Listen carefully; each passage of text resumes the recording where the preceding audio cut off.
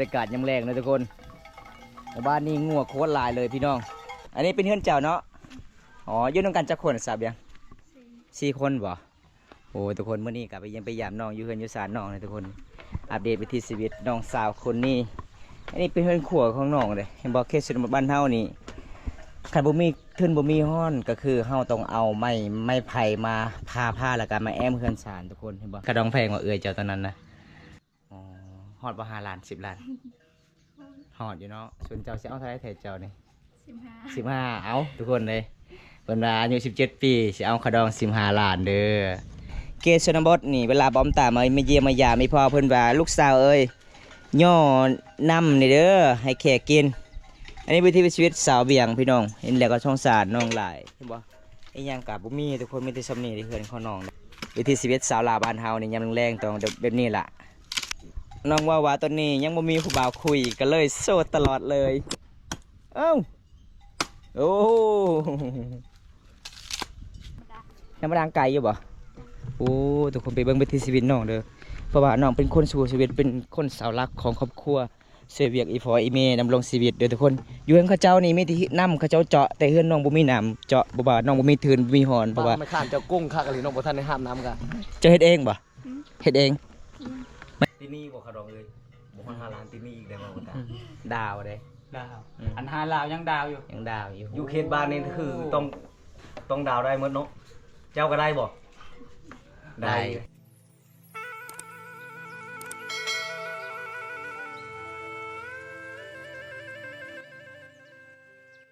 โอ้ทุกคนบรรยากาศยามแรงนะทุกคนบ้านนี้งัวโคตรลายเลยพี่น้องยังไม่ได้ปล่อยเนาะเจ้ามาเลี้ยงเอาเด้เอา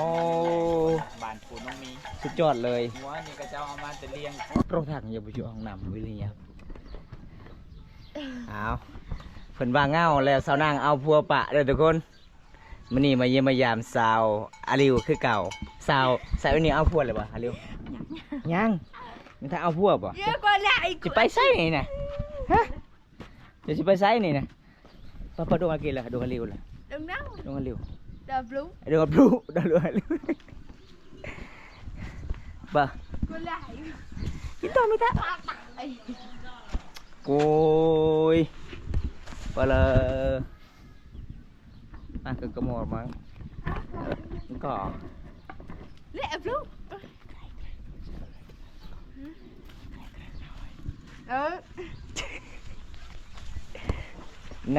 นำเบ็ดตรงมานั่งกันไหมเบ็ดนี่บ้านอับลูก็ต้องงั้นไปไหนก็ต้องได้งั้นnào kì vừa được vừa lạc gặp trai nè vừa ăn đúng ăn đúng có đồng khủa à dưới phụ phải หลังจากมาลินอยู่แอนอยู่เฮือนสาวมอนอันนี้เป็นเฮือนเจ้าเนาะอ๋ออยู่น้ำกันจักคนทราบยัง4 คนบ่โอ้ทุกคนเมื่อนี้กลับไปยังไปยามน้องอยู่เฮือนอยู่ศาลน้องเลยทุกคนอัปเดตวิถีชีวิตน้องสาวคนนี้อันนี้เป็นเฮือนขัวของน้องเลยเห็นบอกเคสบ้านเฮานี่ขันบ่มีขึ้นบ่มีห้อนก็คือเฮาต้องเอาไม้ไผ่มาพาผ้าแล้วก็มาแอมเฮือนศาลทุกคนเห็นบ่คันย่ำหนาวกับหนาวแห้งเด้อันนี้เป็นเฮือนน้องเลยทุกคนโอ้ยตกใจอะเวลาแขกมาเยี่ยมมายามอยู่เฮือนอยู่ศาลกาแบบนี้อันนี้ห้องนอนไอ้พ่อบ่เอ้าอันนั้นได้เสือนะเสือพอได้น้องชายจ้ะบ่อ๋ออันนี้ห้องนอนในแม่อันนี้ห้องนอนเจ้าอยู่นี่นะจะไปนอนห้องหมู่บ่น้องเจ้าจะไปนอนอยู่ห้องหมู่บ่อ๋อทุกคนเลยเพื่อนของน้องนี่ยังมีขาดลายแนวเลยทุกคนผ้าห่มกับบุมี่ได้บอกพี่น้องทั้งพุ่นกับผู้ยิ่งขึ้นโมได้ทุกคนไม่แต่ผู้ชายขึ้นได้แต่บอลเขาเจ้าจำเหตุนี่มาเยี่ยมมายามมานี่น้องกาสีปูศาสตร์เลยแบบแขกมาเยี่ยมมายามสาวลาวเคียวชนบทสาวเบียงเพิ่นว่าสาวเบียงเพิ่นว่าฐานะยังโสดยังนี่นะน้ำดื่มป่ะอ๋อเวลาไปตักนี่ต้องใส่กระสอบเลยเด้อพี่น้องเอ้ยน้ำก็เย็นไอ้แม่จะไปใส่ตอนนี้ ไปหากินแล้วก็ไอพ่อได้บัดนี้อยู่ตารางเพื่อนนอนพักผ่อนเนาะมันอากาศร้อนเด้อยู่นำกัน4 คนแสดงว่าจะมีน้อง1 คนผู้ชายบ่โอ้จะเป็นลูกสาวกกบ่แม่นลูกสาวกลางอีกเอ้าลูกสาวกกนี่ไปไส เอาผัว เอาผัวแล้วเอาผัวอยู่บ้านได้เจ้านะ บรรณรงค์ บ้านนรงค์โอ้ชนไรเอาผัวทางบ้านนรงค์เบิด กระดองแพงกว่าเจ้าตอนนั้นนะบ่ฮู้อ๋อฮอดบ่5 ล้าน10 ล้านฮอดอยู่เนาะส่วนเจ้าสิเอาเท่าไหร่แท้เจ้านี่ 15เอาทุกคนเลยเพิ่นว่าอายุ17 ปีสิเอากระดอง15 ล้านเด้อสาวหมู่บ้านนี้มีแต่คนนะฮักหน้าเพลงหลายมื้อนี้เฮาซ้อนป่ากับม่านก็เลยพาน้องมื้อเฮือนมื้อสามมีเยี่ยมมายามน้องอยู่เฮือนอยู่ศาลอีกคือเก่าเลยทุกคนสาวเวียงคนงามบ้านคุณมีก็คือจะเป็นหมู่บ้านกับสาวนางเนาะสาวนางเอาผัวได้บ่สาวนางนะ เอา เอาหมู่บ้านใด เมือง อยู่เมืองน้องเอาผู้บ่าวผู้ไทยบ่ฮะเอาผู้บ่าวสุนเผ่าผู้ไทยเนาะอืมแสดงว่าสาวลาวบ้านเฮาเผ่ามังกรนี่เอาทางใดก็ได้ เอาคนไทยก็ได้ เอาเผ่าลาวลุ่มก็ได้เด้อทุกคนเลยเฮาเป็นสาวเผ่ามังกรสาวเผ่ามังกรนี่มีแต่คนขยันเลยหลายๆคนมีแต่คนนะฮักนะแพง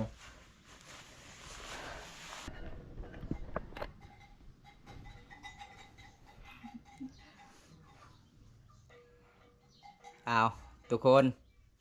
มื้อนี้เดินทางเพื่อมาเยี่ยมมายามเฮือนน้องกับแม่นธรรมดาเด้อพี่น้องบอมตาเดินทางเมื่อใดกะ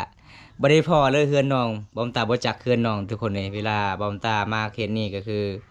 มาได้พอน้องก็คืออยู่ที่บ้านน้องอาบน้ำดำรงชีวิตอยู่เฮือนเจ้ากับบ่มีน้ำอาบเนาะมีบ่บ่มีต้องไปอาบน้ำห้วยเวลาไปตักน้ำเนี่ยไปตักน้ำกินอยู่ไส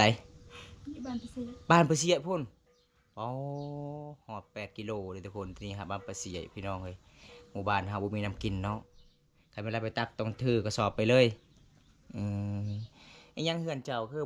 ผ้าห่มกับบ่มีน้องบ่มีบ่ค่อยในเบิ่งตลอดบ่เห็นหยังเลยเฮือนนะอันนี้คือน้องชายกับพ่อนอน อยู่นี่คืออีเมชวนเจ้าเราไปนอนอยู่เฮือนหมู่เป็นหยังเจ้าคือบ่อยากนอนอยู่เฮือนตัวเอง บ่ม่วน บ่ม่วนบ่มีผ้าห่มนอนบ่ นี่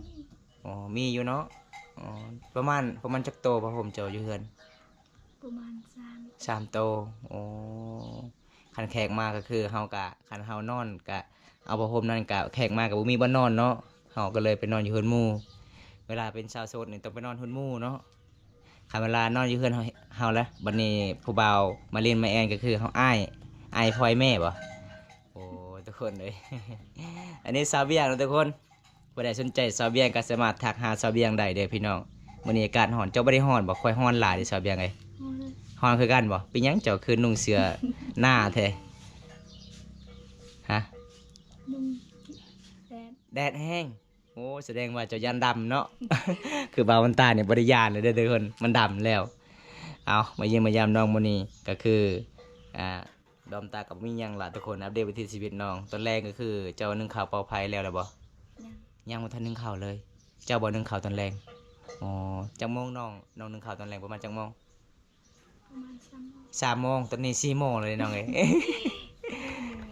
สิฮอดเลยบ่เอาทุกคนไปเบิ่งวิถีชีวิตน้องเด้อพี่น้องน้องก็สิพาบอมตาไปนึ่งข้าวพี่น้องไปยามนึ่งแรงเนาะนี่นะทุกคนเลยเห็นแล้วก็สงสารน้องหลายเด้อทุกคนน้องนี่ใจดีเด้เกศชนบทนี่เวลาบอมตามาเยี่ยมมายามมีพ่อเพิ่นว่าลูกสาวเอ้ยย่อนำนี่เด้อให้แขกกินอันนี้วิถีชีวิตสาวเบียงพี่น้องเห็นแล้วก็สงสารน้องหลายเห็นบ่ไอ้หยังกะบ่มีทุกคนมีแต่สำนีที่เฮือนของน้องเด้น้องตอนนี้นึ่งข้าวเป่าไผ่เด้อปลาถ้วยเจ้าประมาณสำนีบ่สาวเบียง เอาหม้อกับว่าประมาณ2 หน่วย2 อันทุกคนหม้อทุกคนเลย ว่าเนี่ยค่ะ พาพื้นก่อนเนาะเอาทุกคนเดี๋ยวเบิ้งน้องพาพื้นเลยทุกคนเลย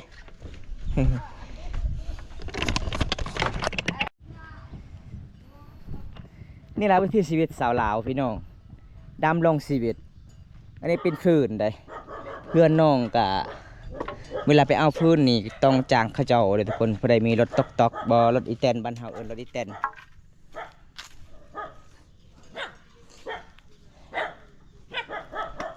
เอาแม่นอยู่บ่โอ้โห เอาแม่นเด้อทุกคนวิธีชีวิตสาวลาวบ้านเฮานี่ยามแรงๆต้องแบบนี้ล่ะอันนี้เป็นวิธีชีวิตสาวเบียงบ้านฝุ่นมักมีเมืองนองแข้งโซนเขตหมู่บ้านที่นอกที่สุดกับตัวเมืองแต่หมู่บ้านนี่มีเครือข่ายสัญญาณดีเด้อทุกคนตอนนี้น้องบุมีเน็ตสงสารน้องหลายเลยทุกคนเลยเห็นแล้วก็สงสารในลี่เลยทุกคนน้องว่าตอนนี้ยังบ่มีผู้บ่าวคุยก็เลยโสดตลอดเลย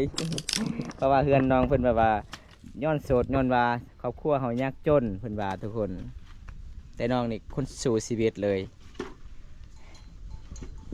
ยามแรงๆนี่ละล่ายคนนี่สาวลาวนี่เขาเจ้ากะสิเกียมนึ่งข้าวเป่าไผ่ต้องแบบนี้เลยทุกคนผ่าเฟิน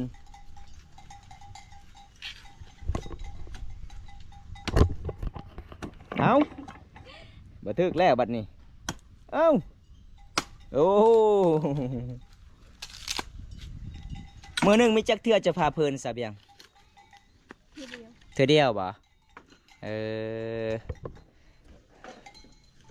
บางคนก็มักพาตัวใหญ่เลยจะมักพาตัวน้อยเนาะ พาจะตัวใหญ่เนี่ยมันยากนิดนึงพี่น้องถ้าเฮาบ่แห้งดึงมันงัดถ้าเฮางัดบ่แห้งมันก็ออกยากเลยนี่อันนี้มันมุ่นแล้วอันนี้กไม่ติว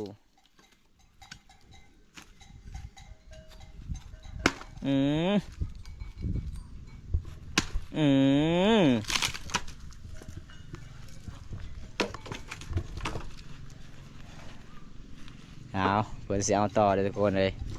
ผู้ใดได้เมียสาวลาวเขตบ้านเฮานี่บอกเลยบ่ผิดหวังแน่นอนน้องๆดำรงชีวิตบ่แม่นเรื่องง่ายๆเด้นี่อู้นี่ สุดยอดเลย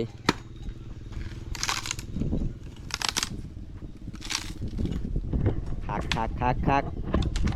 สบายดีเด้อไอ้สบายดี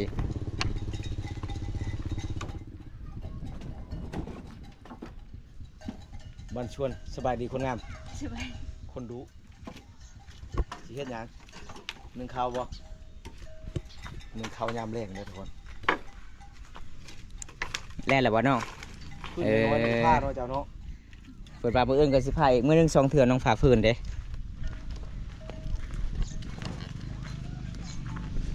ระหว่างนั้นตามอ่ายเด้ ไปใครแต่บันไดของน้องเนี่ยมันใหญ่มันยาวทุกคนทำบันไดน้อยๆนี่แล้วเด้มันยากนี่ทุกคนเห็นบ่น้องดำรงชีวิตอยู่เฮือนน้องนี่บ่แก้วไอ้บ่คือเฮือนโคในวันนี้ยุคบ่คือเฮือนเขาเจ้าเด้เฮือนน้องเพราะ มีนาในเฮาเงินคือบ่ตาไปแต่ละเฮือนนี่คิดตะไคร้คนนี้เล็กอันนี้จะเขาเอามาได้ใช่คือกันหมดเลยได้ลายเฮือนมีแบบนี้ได้ ซื้อเอาเนาะสาวยัง ใช้น้ำเจ้าหน้าคือว่าเท่านี้นี่ทางบางใหญ่บ่มีน้ำห้ามมาใช่บ่ อ๋อ หรือว่ามีไรบ่ยาว จะได้หมดวะ ไปตักน้ำสากอีพ่อคือปัวบ่อยพ่อวะ นี่อีพ่อเพิ่นว่าอยู่ไส้แดงปัว เพิ่นว่าอยู่ไส้ก็ไฟเด้ออีพ่อ โอ้บ่เอิ้นพระแถวนี้เนาะเอิ้นปัว บัวได้เขาบ่ได้เอิ้นเปลือก แสดงว่าดังไฟในดังข้างเดียวเจ้าอุ่นข้างนั้นมันจอเฟิงนั้นดังบ่ได้ทุกคนกระบอกอันนี้นี่ถือว่ากระบอกบอลไว้ชาติกระเบือ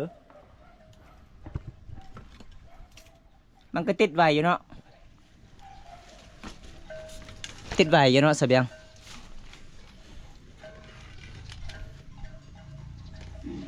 เพื่อนคู่เจ้านี่มันบริษัทฝนมาบ่อยเวลาฝนตกทางนั้นนะ เปียกบ่สุดนี้บ่ดอก บ่มีถ้วย เวลาฝนตกเปียกเลยเนาะ บริษัททอ บ่ ด มี ชังกะชีจักชองชามแพนได้ฮัน ยังบ่มีชาวสีเฮ็ดทางนี้เลยน้องบ่มีทุนสิเฮ็ดเบิ่งทุกคนคำฝนตกนี่เปียกมันเป็นปองเลยเอาน้องว่าการฮ้อนแต่ก็อดเอาเพิ่นว่า ยังได้ติดระบบไฟนะบ่มียางเบ้เอาเกลือบาบุญตานะป้านเกลือบาบุญตามาดังสะเบียง โอ้ยสเบียงไป ป้าน เกลือ เกลือ ข่อย บาบุญตามาดังไฟ ข่อยเอามือเลยสเบียงมือเฮือน เอาสิตามทางน้องขี่นึ่งเข้าครับข้าเจ้าเฮ็ดเวียกตามทางเจ้าจะเว้ารถหนังย้ำออกได้เจ้าเว้าแบบนี้รถเจ้า ติดแล้วน้องเอาอยู่ซ้ายเข่าเจ้านะจะมาอยู่ซ้ายเข่าเจ้านะอยู่พุ่นไปเอาเข่าก่อนน้องเอ้ยไทยเจ้าได้ติดแล้วนี่ นี่น้องปะแบบนี้เลย ต้องเอามวย มวย บางคนก็หวดเนาะแต่หลังคาเหือมันบ่คือกันใส่ติ๊กข้าวเจ้าอยู่ใส่สาวเบียงมีที่ซ้ำนี่ว่าติ๊กข้าวบ่โอ้ทุกคนเลยเบิ่งติ๊กข้าวของน้องทุกคนเลยมี1ติ๊บ เต็มเถอะโอ้ยยังไง ส่วนชาวอาเบียงกันนึ่งข้าว พ่อพันธุ์ค่อยๆคน น้ำแรง เป็น5พวกเป็นกล้าแล้วซื้อหัวมาปล่อย เป็น ได้ สารบ้านสองของน้องถูกตั้งน้ำก็คือทางซี เยือนน้อง4คน เข้าหนองปูหนองป่า เจ้าบ่มีหมู่บ่น้องบ่มีหมู่บ่ ที่ที่ช่วงนี้ โอ้เฉพาะน้องปะเลยน้ำมัวก มีแต่หมาเนาะ บางคนนี่ก็สระผมในน้ำมัวกนี่เด้ โดยใช่ผมบ่ยาว บ่ได้สระมันแม่นเด้ ห้อมเลย แต่ผม ชาวบางคนเอาได้เอาน้ำเข้ามานี่ แต่ผมมันอ่อน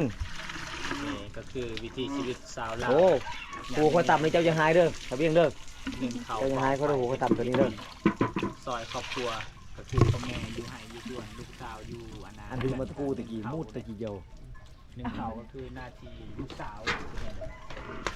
เอ้าใช้น้ำตำลังอีกนะครับ น้ำโมลายเด้น้องก็เลยตื่นต่อ เขาเย็นโจ๊กใช่ โอ้มีติบข้าวได้เฮือนน้องได้ ใช่เขาเย็นบ่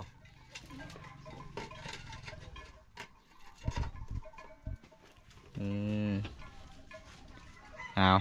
อ่ะมันคือติ่งเทมอเจ้าน่ะฮะโอ้ยลมพัดตึงแล้ว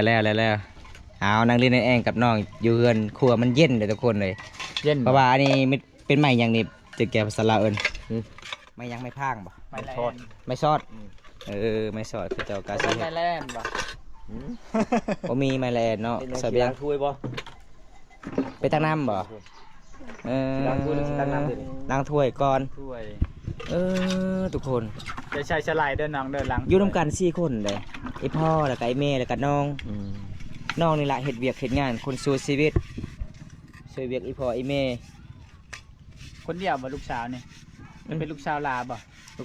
ลูกสาวกลาง พร้อม ลูกสาวกก ลูกสาวกกเอาพัวแล้ว อ๋อ สาวลา บัดนี้ลูกสาวลาลูกสาวเดียวเลย ลูกสาวลาโชว์ทีมพ่อแม่ โอ้ โมเมนต์พ่อแม่โชว์ทีมทำมากว้าวได้ทุกคนลูกสาวลาพ่อแม่โชว์ทีมของเรา เอาทุกคนทำมาอัปเดตวิธีชีวิต ใช้สไลด์เจ้าน่ะ ยามแรง บ่มีชะไล่ ๆเขาบอกแล้วว่าต้องใช้สไลด์ใช้ใจเอาน้องเอ้ย ขยันหลายในสาวเบียกนะเด้ มันได้จะโอกมันได้จะเกี้ยงนั่งบ่มีชะไล่ใช้ เวลาเพิ่นสอนป่าเพิ่นก็ลงเลยน้องคำบางคนอื่นนี่เขาบ่ลงเลย เขายันเล็บดำบ่ ยันเล็บดำ เขาได้ชะไล่นะไอ้ แสดงว่าน้องหากินเก่งเนาะ 10,000 10,000 โอ้ใจดีแท้เบาแก้วซื้อให้แน่น้องบ่มีเงินจักซื้อ เงินให้ไปเจ้าไปซื้อมื้อนี้เจ้าล้างไปแบบนี้ก่อนมื้อหน้าเลยเจ้า ให้เจ้าซื้อให้เจ้าซื้อใช้ชะไล่ ทีมงานเนาะฮะ ให้เจ้าชะไล่ซื้อ ทีมงาน เอาให้เจ้าซื้อชะไล่มาใช้ เล็กๆน้อยๆได้ โอ้ จุ๊บบอก เนาะ ได้จะกล้องหัน ขอบใจอายเพิ่นแน่ ขอบใจ อายอยู่ดีมีแห้ง เจ้าว่า10,000นะค่อยให้50,000เลยเจ้าได้5อันคน แอนบ่ทุกคน มีเล็กๆน้อยๆก็อยากแบ่ง ชา ปัน น้อง เนาะ ทุกคน ทีมงานเฮา ยังให้หลายกว่าหันแต่เฮาก็บ่มีคือกันทุกคน แม่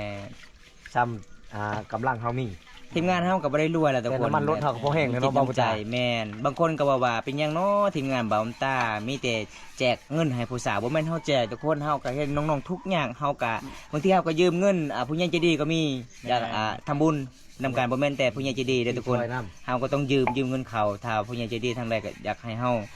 ได้ทำบุญก็คือเฮาต้องยืมใดทุกคนบางคนบ่ให้ก็บ่เป็นหยังพี่น้อง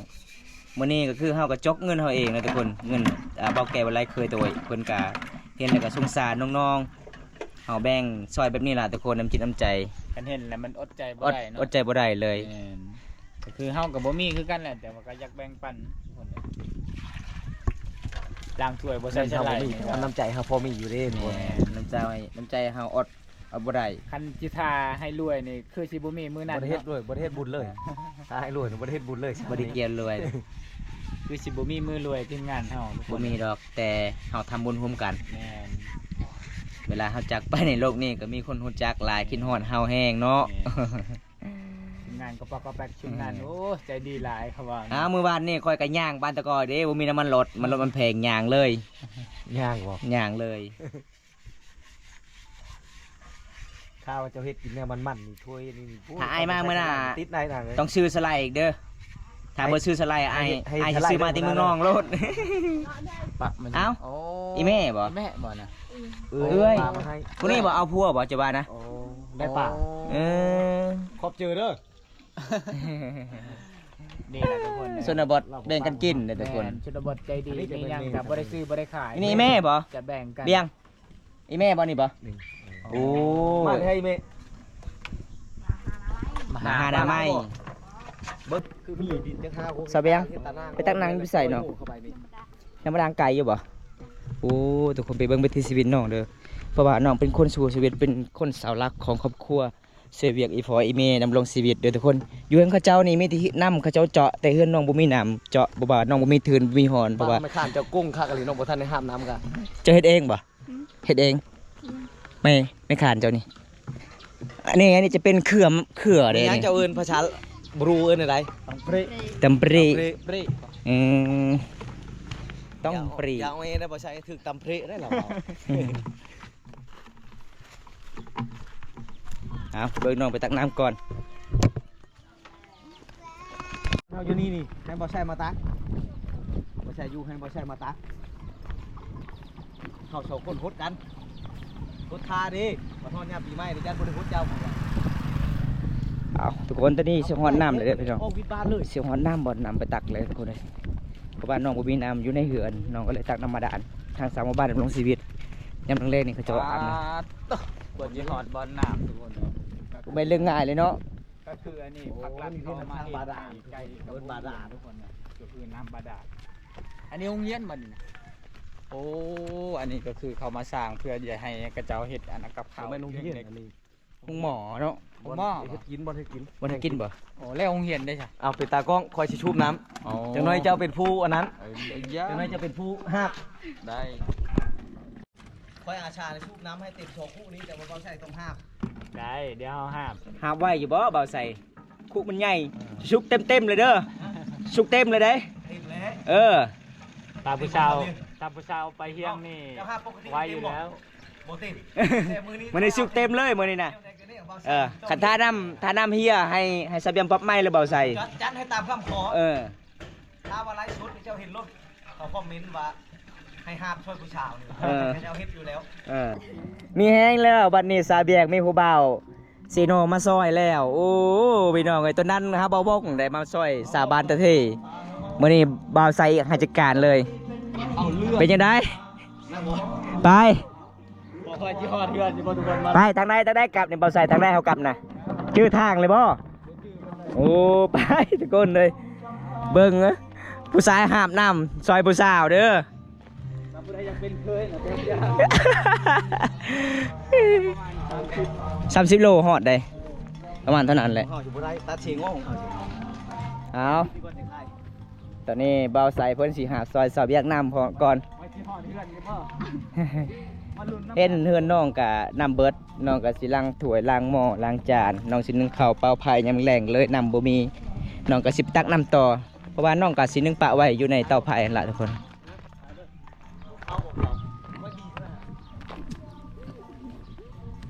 คนผู้ใดอยากเป็นเคยมังกรเบิ่งเอาเด้อแบบเราใส่เป็นแบบอย่าง ว่ารุ่นนำกันว่ายี่ห้อเทือนชาวเบี้ยงช่วงนี้ก็ ชาวเบียงเจ้านี่ชนุกแล้วมื้อนี้เนาะชนุกแล้วมื้อนี้ไร มีแห้งเด้เราดีใจหลาย มีผู้บ่าวมาซอยเราดีใจ เฉพาะมื้อนี้ได้นั่งเจ้าสบายเฉพาะมื้อนี้ไร ดูว่ารถที่มาทั้งเพศ มื้อหน้านี่ถือว่าเจ้าได้ห้ามอีกคือเก่า นี่ได้เขาเปลี่ยนแบบนี้เปลี่ยนมั่วเยอะ ระวังได้ไม่คานเขาฮักเด้ ฮะ เบิ่งชายคนบ่ได้จักดี ไม่คานเขาฮักในเบาใส่เฮ้ยเฮ็ดดีๆเด้ เช่ารถข่อย คุนี่ราคา200,000บ่มีบนขายเด้ บ่มีบนขายเด้นี่เด้ ผ่านบ่ซ้ำบ่ใช่นี่คันเจ้าเอาเหล้านี่ถือว่าบ่ได้ตั้งน้ำเลยเจ้านะ เอ้าเรียบร้อย เฮ้ยตุ๊กใช่เลยบัดนี้ ย่างไก่แต่บ่ใช่คารอดอยู่บ่ ต้องว่า บ่ใช่เสียง ชูเซเลยบ่ใส่เบิ่งนี่สับยังเห็นบ่บ่ถึงทางแล้วเราไปนี่เห็นบ่ จักกระลงทางแล้ว ลงทางเลยวันนี้ ทางงัวนี่ย่างไกลๆแน่เจ้าก็ย่างไกลเราแน่เราเหงาได้ มึงเบิ่งหลังเบิ่งหลังเบาใส่นี่กงลง นัก กได้ บ่เนี่ยแต่ก็เนี่ยบ่ใช่มื้อนี้เจ้ารอแล้วมื้อนี้นะ เจ้าไปยั่วค่อยโค เจ้ารอแล้วมื้อนี้นะ จมค่อยรอพูดเลย เอาเสียหอดเดินน้องเลยเด้อทุกคนเลย ว่าชาวเบียงก็ห้ามได้ไหนวะห้ามได้ไหนหนักปันนี้ เอามื้อนี้แม่เฒ่าเพิ่นมีลูกเคยมาซอยแล้ว เบิ่งแม่เฒ่ายิ้มเลยเห็นปะ บ่เอาขึ้นรถ ขึ้นได้บ่ใส่ เห็นไหม บ่เป็นเลย โอ้เพิ่น เอา เพิ่น เราตกเจ้าไปให้ สาวเบียง กินข้าว สาวเบียงเป็นห่วงเบาใส่ลายเพิ่นว่าบ่จะได้เบาใส่ตกบ่มีเมีย ดูเขาเลยชิบหายนักอี นางแห้งเนาะ ก็จะได้น้ำใส่ฝาตื้อ ประมาณจักโลไปสู่เรื่องเบิ่ง ประมาณ30 โอ้ บ้านนี้คันเฮาไปแถวบ้านเขตชนบทนี่คือระวังเรื่องการใช้น้ำของเขาเด้อทุกคนเด้อเอาผิดแล้วบัด ตักแล้วเท่าอยู่ดีเนาะ ถ้าเอาใช้น้ำใช้ปืนบ่ได้เด้อมาตั้งน้ำลำบากกะลีทุกคนนี่บอกให้บ่ใส่เอาจุดติ่งนี่โอ้บ่ครึ่งช้ำไปบ่มาใส่ การฮ้อนลายทุกคนเลย ไปบ่ชาวเบียงไปอีกนะจะไปก็เจ้าบ่ได้ห้ามดอกบ้าบุตารอบนี่ รอบนี้บ้าบุตารอบนี้ ไปเจ้าร อบชองเลยบ้าบุตา จะเป็นผู้ชุกเจ้า ก็เป็นผู้ชูบอย่างเดียว สูบจ้าให้คอยจ้าสูบ บ้าตัวมือคือกันได้ชูบหน่อยไร เมื่อยดอกเฮ้ยพอมีกล้ามเด้ เข้าจะยังบุชุกเนาะเอาทุกคนนั่งช่วงนี้ยังทาข้าวชุกในนั้นข้าวเย็นบ่ท่านได้ใช่บ่เจ้าต้องบีนะเอาใช่เป็นก้นเลยบ่อ้าวทีมตุ้ยชนะเลยธรรมดามันบีเป็นก้นน้อยๆนะนางเอาทุกคนใครจะได้ลูกเพอนี่ทั้งนี้พ่อปู่แม่ย่าหรือว่าผู้บ่าวผู้แพ้วเด้อนี่เห็นบอกหนึ่งข้าวยำแรงใช่เป็นก้อนเลยใช่ข้าวเย็นกันมันสบายเนาะ เป็นยังไงสาเบียงเมื่อยป่ะเนาะเมื่อยเนาะแต่ละมื้อแต่ละวันเวลานำเฮาเบิดต้องไปตักบะหมี่ตลอดเลยมื้อหนึงมีจักเถื่อน้องไปตัก ส่ง สองเถื่อนำกินเด้จักเถื่อ เพื่อนหนึ่ง เถื่อหนึงเนาะโอ้ทุกคนเลยน้องดำรงชีวิตน้องเป็นเสาหลักของครอบครัวเวลานึ่งข้าวเป่าไผ่ต้องไปตักน้ำอีกพี่น้องพาพื้นวิถีชีวิตชาวลาวบ้านเฮาเขตชนบทต้องแบบนี้เด้อทุกคนคำบ่เฮ็ดมันก็บ่แล้วเวียกบ่แล้วงานต้องสู้ชีวิตเด้อทุกคนถ้าบ่ได้อยากไปรับชมวิถีชีวิตชาวลาวบ้านเฮานี่ต้องมาอยู่ที่บ้านพูนบางมีเมืองนองทุกคนเลยน้องต้นนี้ฐานะยังโสดเอื้อยก็เอาผัวปะแล้วเพิ่นว่าขาดองเอื้อยบ่ฮอด5ล้านอ้ายเอ้ยแต่ค่อยตอนนี้อยากได้15ล้านเพิ่นว่าขอให้ ที่นี่บอกขดองเลยบอกคน5 ล้านที่นี่อีกได้บ่ตา ดาวเลย ดาวอันหาลาวยังดาวอยู่ ยังดาวอยู่ อยู่เขตบ้านนี่คือต้องดาวได้หมดเนาะเจ้าก็ได้บ่ ได้15ล้านจ่ายก่อน10ล้าน จะ เพิ่น ปี ว่า แล้วเคยจะเอาผัว ได้น้อยบ่เจอจะยังน้อย ถามเบิ่งอีแม่นี่นะนี่ 19ปีแล้วเอ้ยเจ้าอายุอยู่19ปีแล้ว ยังจะบ่ให้ติดลูกชาวว่า โอ้ ที่นี่ได้ขดองนี่ได้บ่แม่หูเลยทุกคน แม่เพิ่นลมณ์ดีเลยโอ้เบิ่งวิถีชีวิตน้องลำบากหลายเด้อยู่กับน้องขอยสังเกตเบิ่งพระห่มมีแต่ซ้ำนี้เด้ เออ ถ้วยก็ประมาณ3-4 อันหม้อมี2หน่วยเลือดสำนันติ๊บข้าวมีแต่1หน่วยเลย นี่ประตูเราบ่ทันได้ใช้บาทบ่ใช่ทันได้ใช้บาท แม่นทุกคนเลย ประตูได้มุ้ย บ่ได้จะดีก็ซื้อให้น้องติ๊บข้าวเลยเด้อทุกคนกับคู่เห็นน้องตักน้ำคู่อันนี้มันยากเนาะมันหนักแฮงเด้ นัก คันผู้หญิงนี่อู้บ่ไหวทุกคนสงสารน้องหลายเลย เขาลาวซาวลาวเฮ็ดนี่เก่ง เก่ง อาบน้ำ สู้ชีวิต คือบ่าวใส่นี่คันยับกว่านี้อีกบ่ฮอดเลย บ่ฮอดบ่ อ่า ไปบ่ชาวเวียงตักนั้นน่ะบ่าวบุตาอาชาได้บัดนี้บ่กินนี่บ่ใช่ นี่เนาะเพิ่นสงสารบ่าวบุญตาเด้ ยามบ่ได้เมียเพิ่นว่าถ้าพาบ่าวบุญตาไปตักน้ำแอวหักเรียบร้อยบัดนี้ สาวเบียงก็บ่ได้หักแล้วบัดนี้เด้เอาทุกคนบ่าวบุญตาก็สิปิดคลิปไว้สักทีก่อนมื้อนี้บ่มีหยังหลายสิพาไปซีนะครับชมตามติดวิถีชีวิตสาวเบียงคนงามเด้ตอนนี้น้องก็นึ่งข้าวก่อนเพราะว่าเฮาก็อัปเดตวิถีชีวิตน้องก็ยังมันค่ำแน่ทุกคนเด้เพราะว่าเฮาก็เบิ่งน้องดำรงชีวิตมันเป็นเรื่องง่ายๆเลยสาวลาวเขตนี้ ถ้าผู้ใดรับชมคลิปนี้แล้วก็อย่าลืมเลยทุกคนฝากกดไลค์กดแชร์กดติดตามฝากเป็นกำลังใจทีมงานเฮาเฮ็ดคลิปอดีตวิถีชีวิตสาวลาวกับแบบนี้ล่ะพี่น้องเอ้ยบ้านเฮาดำรงชีวิตคลิปหน้าพบกันใหม่เนาะถ้า FC อยากไปเบิ่งวิถีชีวิตบ้านเฮาก็มาได้บ่โอ้มาได้เด้อทุกคนเอาบ๊ายบาย FC เด้อน้องบ๊ายบาย